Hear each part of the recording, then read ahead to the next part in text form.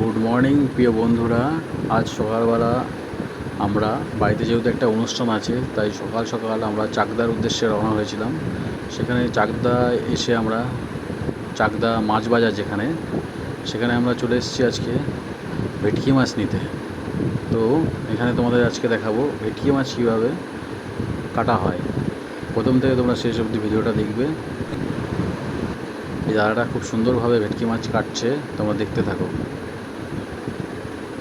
এটা দিয়ে হবে হচ্ছে ভেটকি মাছের ফিশ ফ্রাই।